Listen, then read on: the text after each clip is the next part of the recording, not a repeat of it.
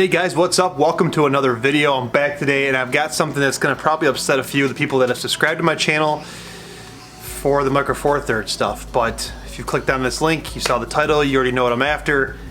But let me explain why I'm doing this, comparing my beloved EM1 Mark II, I took the lens off for dramatic effect, as you'll find out in a minute, to the Canon EOS RP, probably the most hated camera all in internet land.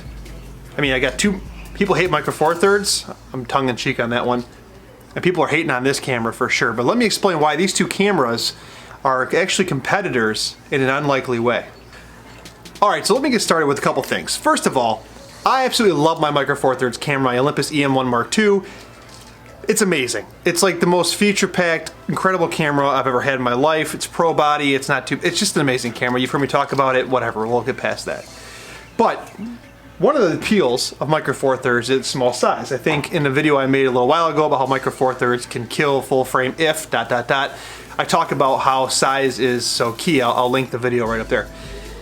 And in that video I talk about its small size. And so as I've been shooting more and more with the EM1 Mark II, I've realized that I've kind of, in some ways, started to treat my EM1 Mark II a little bit like my bigger cameras of the past. Meaning, I didn't carry it with me as much as I wanted to because even though it's not a big camera by any means, it's still not necessarily pocketable.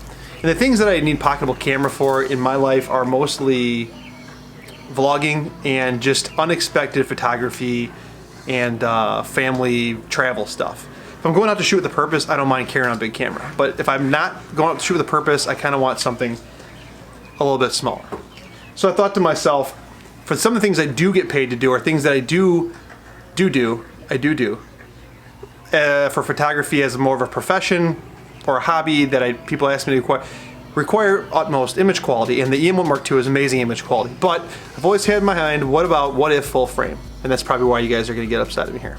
And so I started looking around, I said, what full frame camera out there today is around the same price as my EM1 Mark II, the same size as my EM1 Mark II, and has a full frame sensor, and of course I landed on the EOS RP. I think the Olympus is about $1,400, depending where you get it. You can get it used for cheaper. And the RP is also $1,300 through Canon, and about the same thing. But they're so different as much as they are alike. Before I move on to the differences though, I want to notice one thing. This has the battery grip on it. So if I take the battery grip off, I'm not going to do it. Yeah, I'll do it. Hold on. If I take the battery grip off, they're almost identical in size. Look at this. You guys see it from the back? Let me show you this. They're almost identical.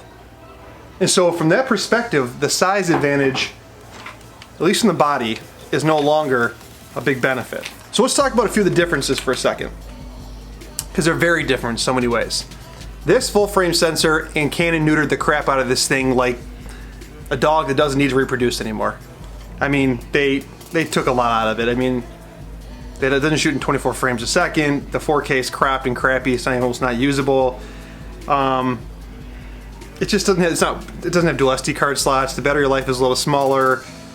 You guys know, I'm not going to do all the stats, all the facts. You guys just check out the channels out. That's got all that. This, on the other hand, is the exact opposite. Tremendous battery, dual SD card slots, 5-axis in-body image stabilization, weather sealed, completely a pro body that's like just built to take a beating. However, I want to explain to you guys, for me, why this camera is interesting and why it might become my main camera for photography that's with a purpose. That's not just like run and gun or travel or kids. So number one, the full frame sensor. Even though I know this 6D2 Mark sensor packed into a mirrorless body is not the best for dynamic range, it's still a full frame sensor. It still collects better light and can create shallower depths of field, and the detail is there. It's still a full frame sensor, so that's interesting. It still has the flip screen, so if I want to do anything with articulating screen, overhead or whatever, or vlogging, it still has that. And for me, when I come to photography, I only do a handful of different things. One of them is product photography or portraits. The second thing is vlogging. And the third, my neighbor's driving by. She probably thinks this is weird. And the third thing is mostly like landscape and architectural work. I don't really do a lot of sports photography, which is where the EM1 Mark II would be amazing. I can get by on this, shoot my daughter in gymnastics. It's not a crazy fast moving sport. So what I want to do for you guys is not justify my purchase, but do a quick test of 3 or 4 different things, comparing this camera to that camera with similar setups as much as possible in for a still subject or a portrait, if you will, if I can find somebody, or maybe I'll just use something that's still something in a low light, because that's something interesting with the 5-axis in-body, how long you can hold this. It's amazing. And the third thing is going to be some burst shooting. If I can get somebody, I got to find somebody to come at me and see how it tracks. And then the fourth thing is going to be vlogging. So that's what this video is going to do. It's going to take you through those 4 different things, because that's what I use it for. And for the photography side of things, to make things as equal as possible, I'm going to put the Canon Nifty 50 $100 cheap lens on this. And on this guy, I'm going to put the Panasonic 25mm f1.7 with a small caveat. I know that Olympus, for video anyways, I think for stills as well, doesn't focus as good with Panasonic lenses on it as maybe Olympus lenses. I don't have an Olympus lens at the focal length to try, so I don't really know, but just keep that in mind as I do this test. The other reason why I picked those lenses is because it's a primary focal length that most people have in their bag. If you're just beginning as a photographer, it's a lens, one of the first lenses you'll buy. They're both cheap, like $100, $125. And I don't own any pro lenses for that focal length, so that's why we're doing it. So what I'm gonna do now is I'm gonna take you guys through a couple different scenarios and show you some of the differences of what I've noticed. All right, so first here you have the Canon EOS RP, and if you look at it, it takes great pictures. It's got good detail. You see the grain structure in the wood, not a big deal. And as we move here to the second one, it says the EM1 Mark II. Same thing. I think the detail is good here, color is good. Maybe some slight differences. Of course, a lot of it has to do with the in-camera profiles and the colors, but overall, I would say in normal lighting, still subject, something like this anyways, you're not going to see much of a difference. They both do a fantastic job. Maybe if you started doing some pixel peeping, the EOS RP be a little bit sharper. I did some of that on a separate screen here for you guys, but between the two, it's very hard to tell the difference. And of course, this also has to do with lenses as well. Both these being prime lenses, the 25 or 50mm equivalent prime lens. It's kind of hard to tell, but I would say here, toss up negligible differences for this type of photography, so I'm going to give it a tie overall. All right, here for the second set of photos.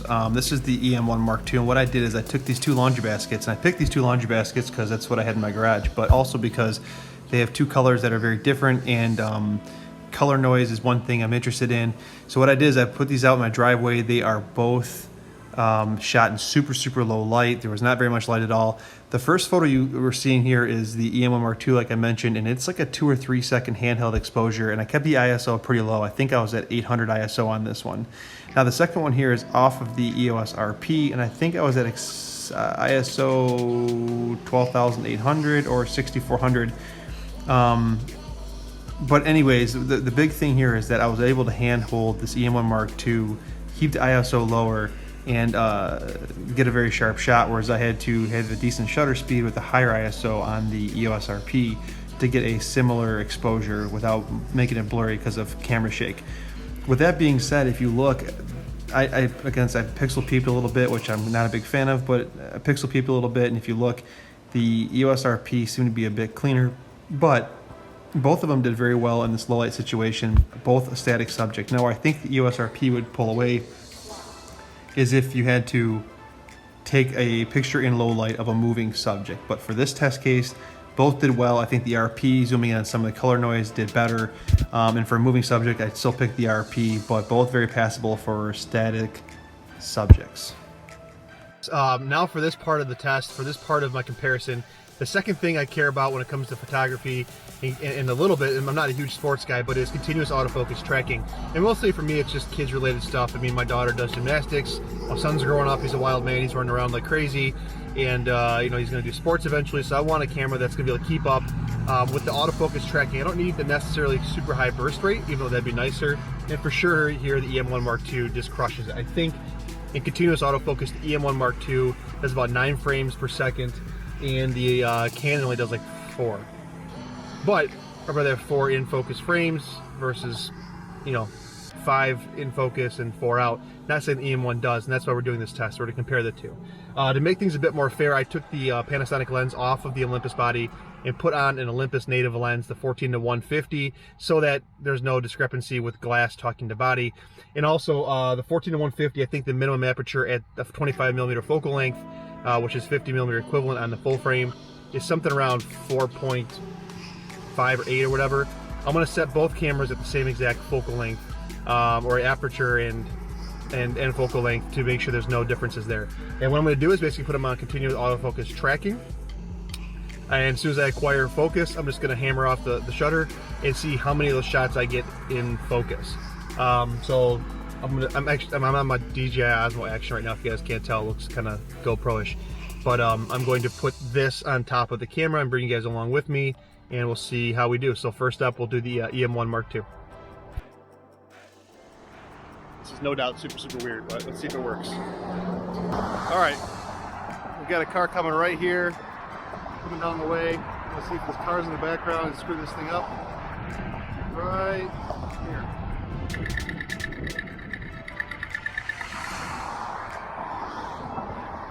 Okay, so what's really cool about that is the tracking box followed the first car perfectly, in line, no issues whatsoever.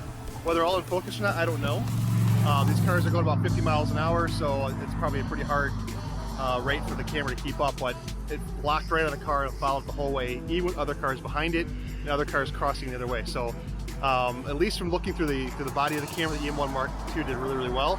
I'm going to take this camera, the Osmo Action, off of my EM1 and put it on top of the Canon RP.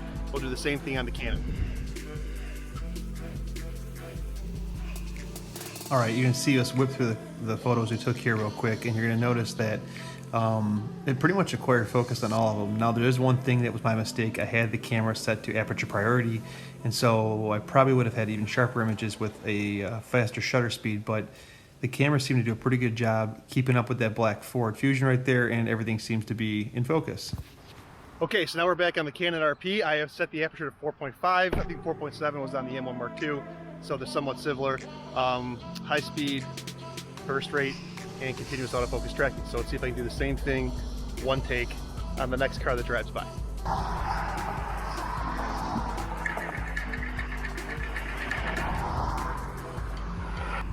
All right, so I just tried doing the tracking. It's hard for me to get it to lock on. It was a little bit different. The EM1 definitely has a more intuitive interface with that. So I'm going to put it on a center cluster tracking and try that and see how that works on this one.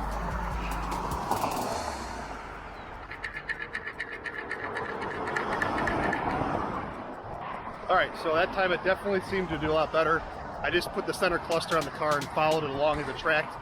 A little different than what the EM1 Mark II did. We'll go back and take a look at these in post, and we have one more test to compare these two to see which one's better. So, well, better for me. All right, here are the ones off the EOS RP, and I think same issue here as the EM1 Mark II. The shutter speed was probably too slow. I had aperture priority. I wasn't thinking when I did this, but I think both cameras tracked pretty good. The EM1 Mark II surprised me a little bit, and I'm used to Canon stuff in my past history, so this was nothing new to me, but overall, they both worked. Alright, so this is the last part of my comparison here. This is the vlogging portion of the camera decision matrix, if that's a real thing. I just made all that up. And I'm on the Canon EOS RP right now. The lens I chose to do vlogging with is the 24mm f2.8 IS USM lens, and I picked this one because smaller primes are the way to go for me. I don't want a big zoom lens. Even the 16-35 or 24-70, those lenses they're huge, so I didn't really want to do that. So a couple things about the Canon EOS RP you guys need to know. First of all, it doesn't have sensor stabilization, it has digital. So right now I have the the digital stabilization on with the lens stabilization. I'm walking, and I'm doing that on purpose to see how it actually does. And compared to the EM1 Mark II, which has 5-axis in-body, I think this is going to be a little better, but I'm kind of curious if this is passable. Second thing is I have this thing on f2.8. I do have an ND filter on there. Put the camera down. I do have an ND filter on here because I couldn't keep the shutter speed slow enough and without blowing out the background. This camera has a flip screen. It has 4K, but it's pretty much useless because the 4K is cropped and it doesn't have Autofocus. One of the things about Canon cameras, the autofocus is spot on. It's amazing. So let's check the autofocus real quick. I'll zoom my face and watch how fast it keeps up. No problem there. Go back. We're good. Put my hand up. We're good. Hand down. Fantastic. So from that standpoint, it's great. Now the RP is kind of an oddball because in 1080 it only shoots 30 frames and 60 frames a second, which is kind of goofy, but I'm okay with either one. I don't shoot any 120. The EM1 Mark II doesn't have 120, so not a big loss there. I think the biggest thing mainly is that you get the full frame look and depth of field. You get the autofocus of Canon. I still have a flip screen, still have a mic. Camera's still the same weight and size generally, but the stabilization's the big one, so what you lose. So I'm walking right now. Just want to know how the stabilization is. So let me switch over to the Olympus and we'll talk about that for a second. Okay, so I'm back now. I'm on the Olympus EM1 Mark II, and I am shooting on the 14-to-150 zoom lens, and that's because it's the one of only 2 Olympus branded lenses I have, and Panasonic lenses do not work good on Olympus bodies for video. With the flip out screen here, this camera is capable of a lot more in video in terms of compression and 4K bit rates and all that kind of stuff. For example, I'm shooting in 1080 all-I right now. That's typically what I do. I don't like dealing with the 4K file sizes, but this can do 4K, no problem. It's got the 5-axis in-body stabilization, so let me do a little walking right now. It should be pretty smooth, almost gimbal-like in a lot of ways. And this isn't even the 12-to-100 f4 Pro. If you have the 12-to-100, it adds another stop of stabilization with it, which makes this thing pretty incredible. So now I want to check the autofocus because I think Canon beats the Olympus here, but there's a little bit of unfair advantage. First of all, it's 4/3 sensor, you get twice the depth of field.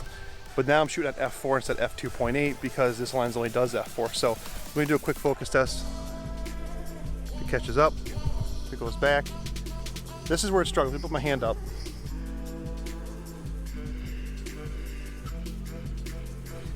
I have to watch the playback, but it looks like it takes a little bit longer for that type of thing.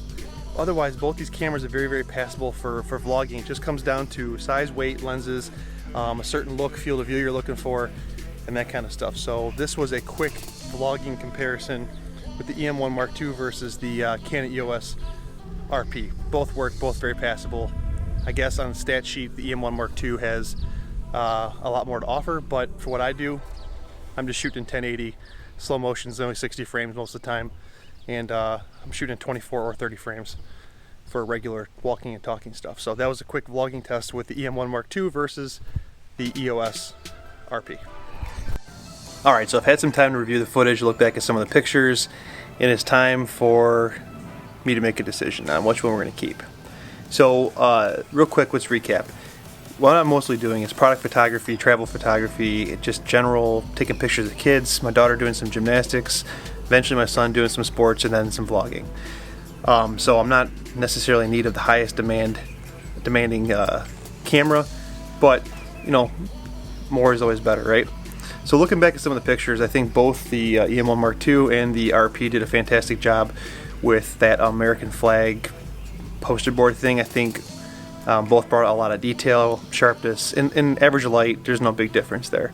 The depth of field is a little better on the RP because of the full frame sensor, but both fantastic job.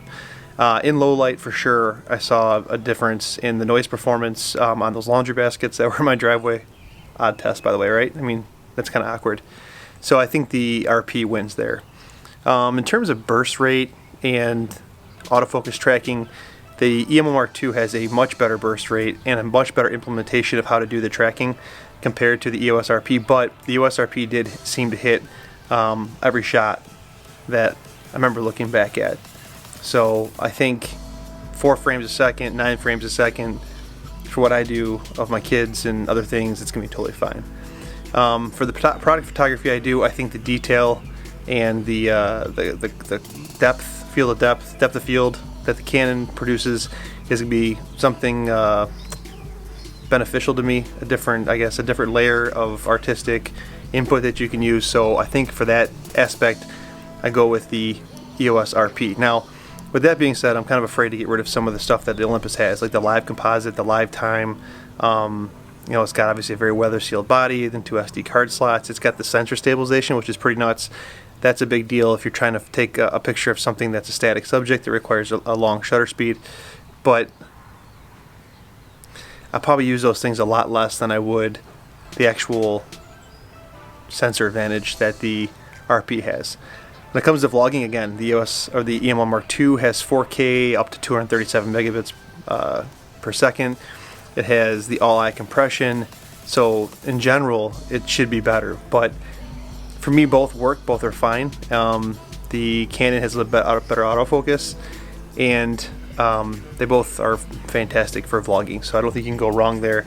Maybe I'm not future-proofing myself so much by getting away from 4K, but for me right now, I don't shoot in 4K. And if you've watched my channel, I switch gear quite a bit, so I'm trying to stick with one camera that fits my needs. And my needs have changed a little bit in the last, I don't know, 3-4 months. So I'm sticking with the EOS RP, and I've got the EM1 Mark II up on eBay for sale right now. It's in like mint condition. I suspect it'll sell pretty quickly. So that's it, guys. Let me know what you guys think in the comments below. Two totally different cameras in a very similar price point, very similar size. The lenses are obviously bigger on a full frame camera, and the Micro Four Thirds I think is going to be fantastic for travel and lightweight stuff. So I'll be on the lookout for maybe a used Panasonic GX85 or a EM10 Mark II or Mark III or something like that. That's going to be my travel companion. And then of course I have my DJI Osmo Action that I'm keeping for just quick vlogs that don't require any kind of cinematic stuff. So that's it, guys. That's it for me today. Hope you guys enjoyed this. I'm sure I left a lot of stuff out. This is not a perfect comparison, but I am going to stick with the EOS RP. Plus my wife has a Rebel T7i, so we can share lenses. There's other things there, but that's it. So yeah, thanks for watching. Subscribe, hit the notification bell, and I'll see you guys next time.